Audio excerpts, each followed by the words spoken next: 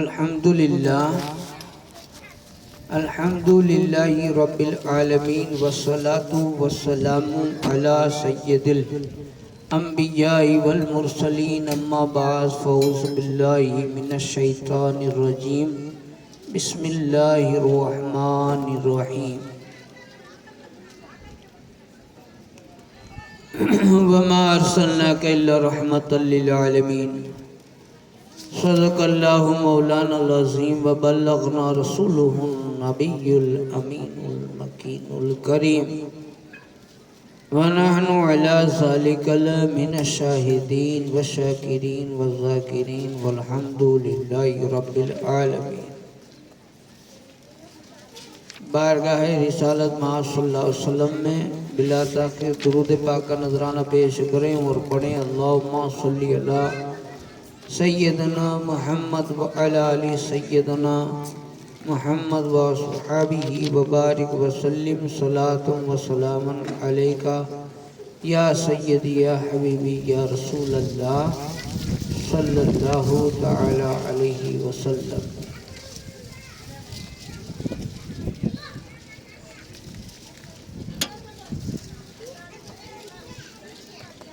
رسول پاک صلی اللہ علیہ وسلم کی ولادت کے بارے میں ایک کتاب جس کو میں نے ابھی شروع کیا ہے شواہد النبوہ، اس میں الگ الگ گواہیاں آئی ہیں جیسے میں نے بتایا آپ کو۔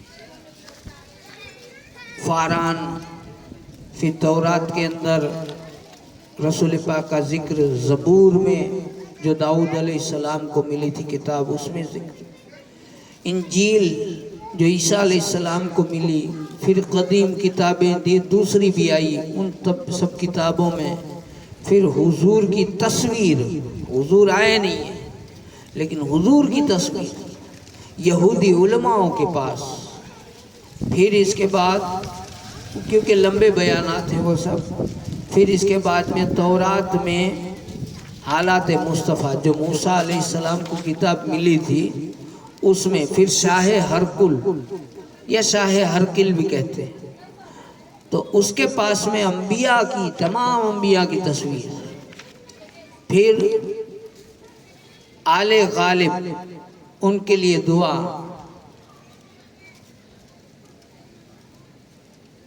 پھر اسکندریہ کی چٹانیں، انبیاء کرام، اور وہ انبیاء جو بنی اسرائیل کی زبان پر، جو بنی اسرائیل کے زمانے میں جو نبی تھے، بنی انبیاء تھے، ان کی زبان پر ذکر رسول کیسا کب کیا ہوا وہ سب بھی ہیں۔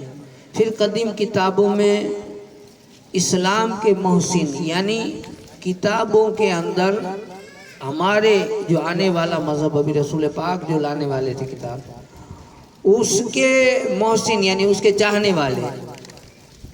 اور اگلی بات ہے بخت نصر کا خواب، تو میں آپ کو وہ سنا رہا ہوں، بخت نصر کا خواب، وہ باقی باتیں سب چھوڑ رہا ہوں۔ بخت نصر کا خواب کعب احبار لکھتے ہیں، وہ کہتے ہیں کہ بخت نصر ایک بادشاہ ہے، اس نے بنی اسرائیل کے قتل و غارت گری کے بعد ایک نہایت ڈراؤنا خواب دیکھا۔ پہلے کے نبیوں کی بات ہے، اس نے خواب دیکھا بنی اسرائیل میں، ایک شخص تھا، اس نے ڈراؤنا خواب دیکھا، لیکن پھر وہ بھول گیا۔ بادشاہ خواب دیکھا لیکن خواب کو بھول گیا۔ کاہنوں اور ساحروں کو بلایا، ساحر مطلب جادوگر، کاہن مطلب یہ جو ستارے وغیرہ دیکھ کر کے اندازہ لگاتے ہیں، وہ پہلے ہو گئے۔ ہمارے زمانے میں رسول کا جب زمانہ آیا تو یہ ساری چیزیں بند ہو گئی، اور یہاں تک کہ منع کر دیا گیا کہ چاند ستاروں کو دیکھ کر کے اندازے نہ لگایا کرو، اتنا حکم آ گیا۔ پہلے یہ سب تھا اور ابھی بھی ہے، ابھی نہیں ہے ایسا نہیں ہے، لیکن کتنا ہے، اس کی ضرورت جتنی ہے اتنا ہے۔ جیسے مان لیجئے آپ تعویذ بنا رہے ہیں نا، جیسے اگر کوئی عامل ہوتے ہیں تعویذ بنانے والے تو وہ وقت دیکھ کر بناتے ہیں، جو عامل ہوتا ہے وہ चालू मौलाना तो कभी भी बना देगा, गाया कि 10-50 रोज ये मिले लाने भाई दे दो। असल में उसके वक्त होते हैं कि भाई मोहब्बत का तावीज़ है तो किस साथ में बनेगा, नफरत का है तो किस साथ में बनेगा, बीमारी का है तो किस घड़ी में बनेगा। वो सारी इस्लामी आखा नक्शा है तावीज़ की किताब में कि किस घड़ी में कौन सा। खैर, तो ये काहिन लोग जो पहले नजूमी सितारे वगैरह देख करके बताते थे वो सब। और साहिर मतलब जादूगर, साहिर याद रखिए, साहिल नहीं साहिर। तो काहिनों को और साहिरों को बुलाया और ख्वाब की ताबीर और ख्वाब दोनों बताओ। भाई बुलाया जानने वाले को, हम भी ख्वाब बताते हैं, बापू को फोन करते हैं या तो रूबरू, बापू ऐसा ख्वाब देखा बता, तो बापू પછી કહી દેવે। હવે ના તો કહેવાય નહીં, આયા તો કંઈક તો કેના તો કહેવાય સદકા કર દો ને, अच्छा है ने बुरा है ने भला है ने कहीं भी कह जाओ भाई। અને આ તો क्या था, इसने क्या किया कि ख्वाब देखा जरूर है लेकिन भूल गया। अब तुम दोनों बताओ, मैंने ख्वाब क्या देखा वो ख्वाब भी बताओ और ताबीर भी बताओ, दोनों बताओ। सपनों तो सपना भूल गए क्या देखा था, હવે જે सपना भी बताओ क्या देखा था અને इसकी ताबीर भी बताओ, दोनों चीजें बताओ। इसके लिए सबको जमा किया।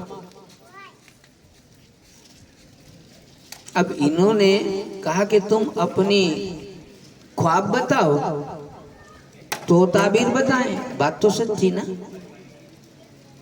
कोई भी होता, मैं आपको कहूं कि भाई ख्वाब की ताबीर बताओ तो आप पूछेंगे कि ख्वाब क्या देखा, हम कहें जी ख्वाब नहीं पता, तो आप कहेंगे तो फिर कैसे बताएं। तो सबने कहा कि भाई पहले ख्वाब बताओ फिर हम ताबीर बताते हैं। तो वो गुस्से में आ गया, गुस्से में आकर कहने लगा कि मैंने तुम्हारी मुद्दत तक, काफी मुद्दत तक मदद की, तुम्हारी तरबियत की, तुम्हें खिलाया पिलाया रखा था, इसी दिन के लिए तो रखा था कि ये सब काम था तुम्हारा, तुम कोई और काम तो करते नहीं हो, है ना। पहले के जमाने में क्या आलिमों को ने जानने वालों को ने रखते थे, अब उनका कोई काम नहीं था, वो कोई जंग में लड़ने नहीं जाते थे, उनका एक ही काम था कि ऐसी कोई बात हो तो वो सब देख के बताएं कि क्या है। अब जब वक्त पड़ा तो इन्होंने कहा कि तुम ख्वाब बताओ, तो कहीं ऐसा थोड़ा जाए, तो तुम ख्वाब भी बताओ ने ताबीर भी बताओ, दो ही बताओ। तुमको अब तक रखा खिलाया पिलाया, मोटी फांद लेके फिरते हो, अबे मुझे बताओ कि इसका क्या है। ये बाकायदा पहले खाते भी ऐसा थे। अब देखिए पढ़ेंगे किताबें तो पता चलेगा, बहुत ऐसे पहले बहुत थे। तो कहते हैं कि तुम ताबीर बताओ, या तो फिर तुम ये ख्वाब और ताबीर बताने से आजीज हो। मैं तुम्हें 3 दिन की मोहलत देता हूँ, 3 दिन, वो राजा व जनवान 3 दिन की मोहलत देता हूँ ताकि तुम मेरे ख्वाब की ताबीर बयान कर सको, वरना सबको कत्ल कर दूंगा। मरता क्या न करता, अगर ताबीर न बताए तो मारे जाएंगे, झूठी ताबीर बता नहीं सकते। और साथ में ख्वाब भी बताना था, बात तो ये थी। खैर अब इसने तो हुक्म दे दिया, काहिनों और साहिरों के कत्ल की खबर तो मशहूर हो गई। अब उन दिनों जमाना था दानियाल अलैहिस्सलाम, क्या नाम, दानियाल अलैहिस्सलाम। दानियाल अलैहिस्सलाम जो है वो बख्त नस्र की कदीम में थे, उनमें से थे। अब इन्होंने में से एक कहने वाले ने कहा कि क्या तुम मुझे बादशाह के पास से बादशाह के सामने ले जा सकते हो।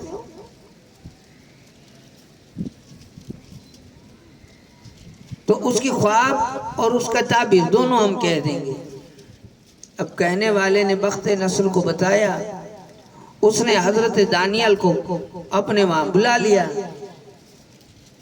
लेकिन हजरत दानियल अलैहिस्सलाम ने उसे उसकी कौम की आदत के मुताबिक सजदा नहीं किया।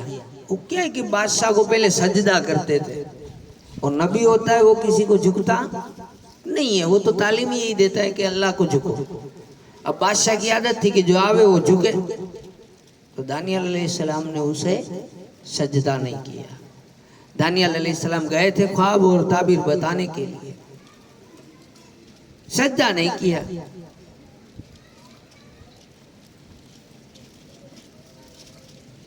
بخت نصر نے اپنے دربار میں تمام آدمیوں کو باہر نکل جانے کا حکم دے دیا کہ تم سب باہر چلے جاؤ۔ پھر حضرت دانیال علیہ السلام سے مخاطب ہو کر کے کہنے لگا کہ تو نے مجھے سجدہ کیوں نہیں کیا؟ انہوں نے کہا کہ میرا خدا ہے جس نے مجھے اس شرط پر علم تعبیر عطا کی ہے کہ میں غیر خدا کو سجدہ نہ کروں۔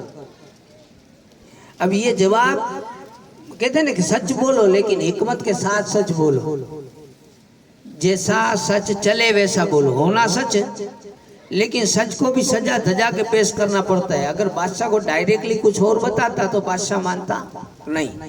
اب بادشاہ کو غرض تھی کہ میرا خواب اور تعبیر جاننا ہے، تو اس لیے یہ کیا کہا کہ مجھے میرے خدا نے یہ علم اس لیے دیا ہے کہ میں صرف اسی کو سجدہ کروں، اگر تم کو سجدہ کروں گا تو علم چلا جائے گا، تو تیرا بتاؤں گا کیسے؟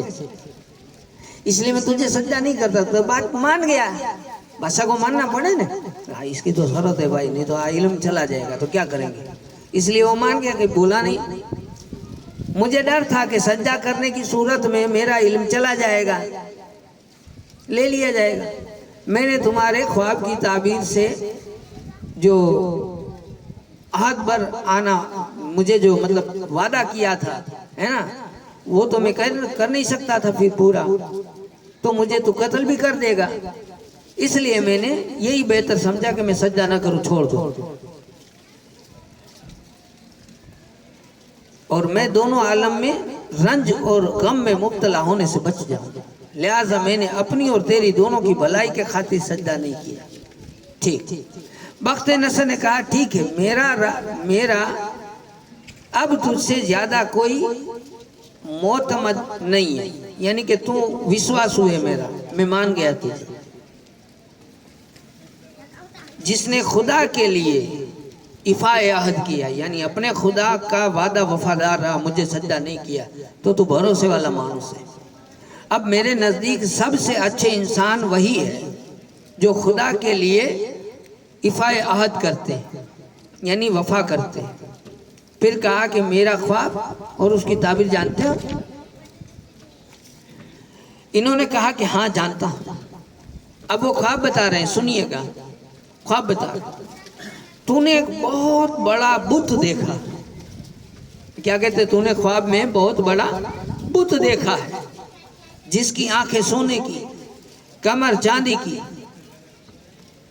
اور اس کی ساتھنے جھانکیں، بیٹھنے کی جگہ جو ہے وہ تانبے کی، اس کی پنڈلیاں لوہے کی، اور دونوں سرین جسے ہم کولے کہتے ہیں، سرین دونوں، اس کے درمیان پیٹھ کی ہڈی مٹی کی بنی ہوئی تھی۔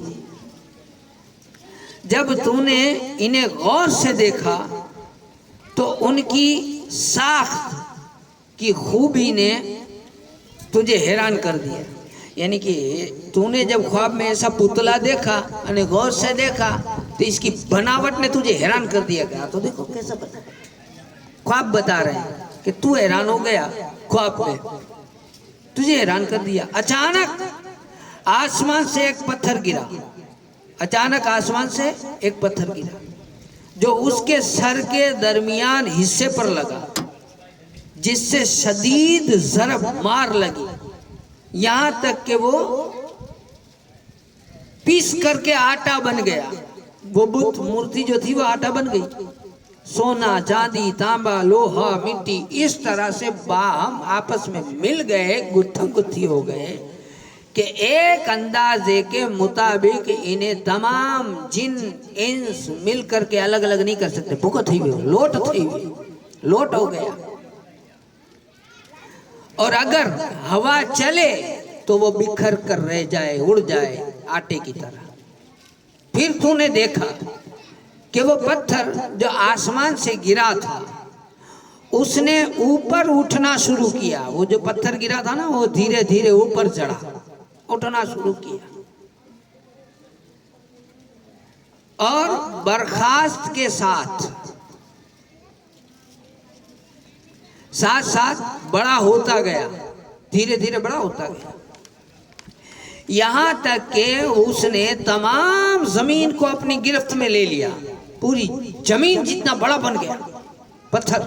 وہ بادشاہ خواب دیکھ رہا ہے، بڑا بن گیا.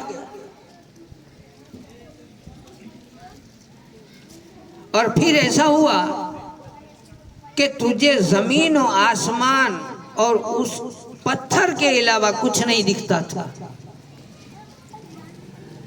کوئی چیز نظر نہیں آتی تھی. بخت نصر بولا کہ برابر بولا، میں نے یہی خواب دیکھا ہے. کیا؟ اس نے کہا برابر میں نے یہی خواب دیکھا ہے. اب خواب تو سچا ہے، اب تعبیر بتا دے، مطلب کرو تھی، مطلب کیا ہوگا اس کی تعبیر کیا ہوگی. اب وہ تعبیر بتا رہے ہیں. یہ بہت پرانی کتاب سے آپ کو سنا رہا ہوں میں. علامہ جامی رومی رحمۃ اللہ علیہ، جن کو عشق میں موت آئی، رسول پاک کی ہجرت، رسول پاک کے غم میں موت آئی. رسول پاک کا دیدار کرنے جا رہے تھے، کوئی جانے نہیں دے رہا تھا. سر انہوں نے کیا ہے لکھا، ایک شعر لکھا تھا، نعت لکھی تھی کہ میں رسول کے روزے پر جا کر کے پڑھوں گا. تو رسول پاک نے وہاں بادشاہ کو حکم دیا خواب میں کہ یہ آ رہا ہے میرے پاس میرا عاشق، اور ایسی ایسی شکل و صورت ہے، اسے روکو. اگر میری قبر پر آئے گا اور وہ یہ نعت سنائے گا تو نعت نہیں ہے، وہ فریاد ہے پوری امت کی، اور وہ فریاد کرے گا وہ میرا عاشق ہے، تو مجھے باہر آنا پڑے گا. وہ مجھے کہنے آ رہا ہے کہ تم امت کے لیے دعا کرو، اور ابھی وقت نہیں ہے. اگر وہ کہے گا تو مجھے آنا پڑے گا اور قیامت آ جائے گی، اس لیے اسے روکو. تو بادشاہ نے اسے روکا تھا، اور جنگل میں چاروں طرف جاروں قطار روتے ہوئے وہ دعائیں مانگ رہے تھے. سب کو کہہ رہے تھے کہ مجھے رسول کے روزے پر جانا ہے، لیکن کوئی چارہ نہیں بنتا تھا. تو کیا اونٹ والے جاتے ہیں نا، پہلے اونٹ سے سفر ہوتا ہے، تو باج کے ورے تھے بڑے بڑے سامان کے، اس میں حضرت کو رکھ دیا. کہا چلو ایک کام کرو، تم اتنا روتے ہو تو ایک کام کرو، مدینے جانا ہے نا، زیارت کرنی ہے، چلو ایک کام کرو، میرے بورے میں آواز نہیں کرنا، ڈال لیتا ہوں. تو سامان کی طرح ان کو ڈال دیا. رسول پاک نے خبر دے دی کہ سامان میں آ رہا ہے. اب وہ جو چیک کرنے والے تھے نا، ان کو چاہیے کہ چیک دھیرے سے کرے، فورے سے کرے. اب وہ بھالے سے چیک کرتے تھے. اب وہ جو بھالا مارا تو اندر شہید ہو گئے. کچھ لوگوں نے تو یہ بھی لکھا ہے کہ پھر شہادت جو ہوئی تو جنازہ نماز خود سرکار نے پڑھائی. ایسا بھی لکھا ہے کچھ لکھنے والوں نے. کہنے والے کہتے ہیں خیر بہرحال، لیکن ایسی عاشقی والی موت ہوئی ان کی، اور بہت بڑے زبردست عاشق ہے. انہوں نے یہ کتاب لکھی ہے. تو کہتے ہیں کہ خواب تو سچا ہے. اب وہ بادشاہ کہہ رہا ہے کہ اب تعبیر بھی بتا دیں. حضرت دانیال نے فرمایا کہ وہ بت مختلف قوم تھی. وہ مورتی تھی نا، جو چاندی، سونا، پیتل، تانبا، مٹی، لوہا، وہ الگ الگ قوم کی نشانی تھی. الگ الگ جات کی قوم تھی، الگ الگ قوم ہوگی. وہ نشانی قوم کی تھی، کئی قوم ہوگی. اچھا، سونا وہ قوم ہے جسے تو جانتا ہے، چاندی وہ قوم ہے جسے تیرا بیٹا اور تیرے بعد کے بادشاہ بنیں گے وہ جانتے ہیں. لیکن تانبے کا اطلاق اہل روم پر ہوتا ہے، یعنی روم والے. اور لوہے سے مراد ملک فارس ہے، اور مٹی سے مراد دو عورتیں ہیں جو روم اور فارس کی ملکہ بنے گی. اور وہ پتھر جس نے سب کو توڑ دیا، سب کو پاش پاش کر دیا، وہ دین ہے، وہ دین اسلام ہے. وہ کون سا اور کب آئے گا؟ وہ آخری زمانے میں ظاہر ہوگا. اور رب العزت عرب کے ایک پیغمبر صلی اللہ علیہ وسلم کو بھیجے گا. ان کے پاس جو دین ہوگا باقی سارے دین منسوخ ہو جائیں گے، ایک ہی دین بچے گا، دین اسلام. وہ پتھر دین اسلام تھا جو سب جگہ پھیل جائے گا. اب یہ بتائیے، سالوں پہلے بخت نصر نے خواب دیکھا تھا. کس مذہب کا دیکھا تھا؟ اسلام مذہب کا دیکھا تھا. اور وہ اسلام مذہب ہمیں بنا کسی محنت کے مل گئے. ہم اس اسلام میں بنا کسی محنت کے، نہ ہمیں دعا کرنی پڑی ہے، نہ کچھ زیادہ جھول جھال کرنا پڑا ہے. اللہ کا کرم دیکھو کہ ہمیں اس امت میں ڈال دیا، اس رسول کی امت میں. درود پاک پڑھیں تو اگلا واقعہ سناتا ہوں. اللہم صلی علی سیدنا محمد وعلی علی سیدنا محمد وسلم صلاۃ. حضرت ابو ہریرہ فرماتے ہیں کہ جب بنی اسرائیل بخت نصر کے قہر اور غصہ سے ڈر کر کے منتشر ہو گئے، الگ الگ ہو گئے، یہ بادشاہ بڑا ظالم تھا، تو ان میں سے حضرت ہارون علیہ السلام کی اولاد کی ایک ایسی جماعت تھی جس نے ہمارے محبوب جناب محمد مصطفیٰ صلی اللہ علیہ وسلم کی نعت اور منقبت اپنی کتابوں میں پڑھی تھی. ہمارے رسول کی نعت آج ہم پڑھتے ہیں نا، تب بھی پڑھتے ہیں، اپنی کتابوں میں پڑھی تھی. انہیں پتا چل گیا کہ حضور سرور کائنات صلی اللہ علیہ وسلم کا ظہور عرب کے اس گاؤں میں ہوگا جہاں کھجوروں کے درخت زیادہ ہیں. انہوں نے خطے شام کو خیر آباد کر دیا، چھوڑ دیا، وہ گاؤں شام چھوڑ دیا. یمن کے درمیان جتنے قصبے واقع میں تھے انہیں دیکھتے جاتے تھے، لیکن سوائے یثرب یعنی مدینہ کے کھجوروں کے درخت کسی میں بھی نظر نہیں آئے. لہذا وہ وہیں اقامت پذیر ہو گئے، وہیں رک گئے. اس امت پر ایک زیارت محمد رسول اللہ صلی اللہ علیہ وسلم سے مشرف ہوں، اس امید پر کہ ہم امت رسول کو دیکھیں گے، ہم رسول کی امت کو دیکھیں گے. ہم یہاں رہتے ہیں، آج نہیں تو کل پیغمبر آئیں گے. کب کی بات ہے؟ ہارون علیہ السلام موسیٰ علیہ السلام کے زمانے کی قوم ہے نا، تب کی بات ہے. وہ امید پر کہ ایک دن رسول آئیں گے اور رسول کی امت یہاں ہوگی، ہم اسے دیکھیں گے، زیارت کریں گے، رسول کی زیارت کریں گے، ان کی امت کی، اور ان کی اتباع کریں گے، ان کی بات مانیں گے. لیکن انہیں یہ یقین اور ایمان کے ساتھ حضور کی بعثت سے پہلے ہی موت آ گئی. انہوں نے اپنی اولاد کو وصیت کر دی کہ رسول پاک صلی اللہ علیہ وسلم پر ایمان لے آنا اگر تمہارے زمانے میں آئے تو، اور آپ صلی اللہ علیہ وسلم کی مطابعت کریں، ان کی بات مانیں. لیکن بدقسمتی سے ان کے بیٹوں کو بھی یہ زمانہ رسول پاک صلی اللہ علیہ وسلم کا نہیں نصیب ہوا، اور بعض فرزند حضور صلی اللہ علیہ وسلم کا زمانہ پانے اور انہیں پہچاننے کے باوجود بھی ایمان نہیں لے آئے. کچھ لوگ تھے کہ جنہوں نے زمانہ پایا لیکن وہ ایمان نہیں لے آئے، پہچان نہیں سکے. یہ پھر حضور کی نعت ولادت سے 560 سال پہلے کعب بن لؤی غالب نے لکھا ہے، جس نے موت و مبعث رسول صلی اللہ علیہ وسلم کے درمیان 560 سال کا واقعہ ہے. اہل تورات اور انجیل سے ذکر رسالت مآب صلی اللہ علیہ وسلم سن رکھا تھا، اس لیے اپنے خطبوں میں وہ رسول پاک کے صفات اور محاسن بیان کرتے تھے کہ رسول کیسے تھے. وہ ہنسیں گے تو ان کے دانت دکھیں گے اور ان کے دانت نور کی طرح چمکیں گے. ایسی ساری باتیں وہ خطبے میں پہلے بتاتے تھے، 550 سال پہلے بتاتے تھے رسول کی باتیں. اب راہب کی پیشن گوئی آپ کو بتا دوں.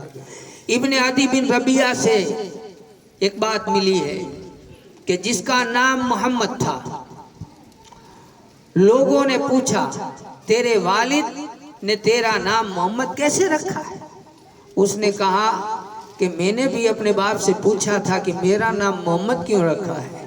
اس نے کہا کہ 4 آدمی مل کر ملک شام کے سفر پر روانہ ہوئے تھے، جن میں سے میں بھی ایک تھا.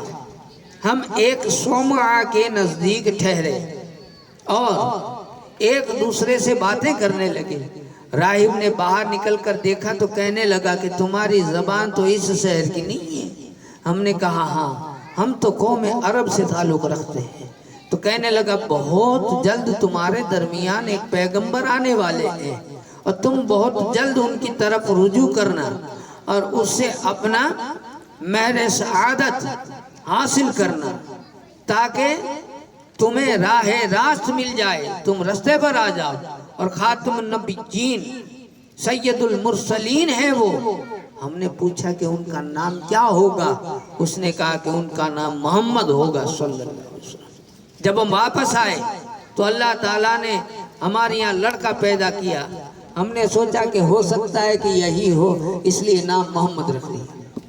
پتہ یہ چلا کہ پہلے نبی کے آنے سے پہلے نبی کی باتیں، نبی کی آنے سے پہلے نبی کی نعتیں، نبی کے آنے سے پہلے نبی کا نام سب معلوم تھا، سب اللہ تعالیٰ نے سب کے یہاں کہہ دیا تھا، ساری خبریں عام تھی۔ اور ایسے رسول کی امت ہمیں کتنا غرو ہونا چاہیے، ہمیں کتنا فخر ہونا چاہیے ہمارے نبی پر، ہمیں کتنا فخر ہونا چاہیے نبی کی امت ہونے پر۔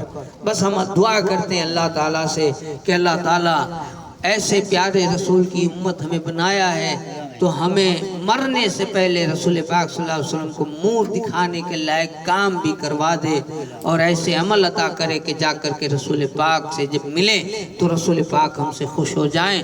اللہ سے دعا ہے کہ ہماری اس مجلس کو اپنی بارگاہ میں قبول فرمائے اور اللہ تعالی ہمارے گناہوں کو معاف فرمائے۔ وآخر دعوانا الحمدللہ۔ السلام علیکم۔ صلی اللہ علیہ وسلم کے لیے کھڑے ہو جائے۔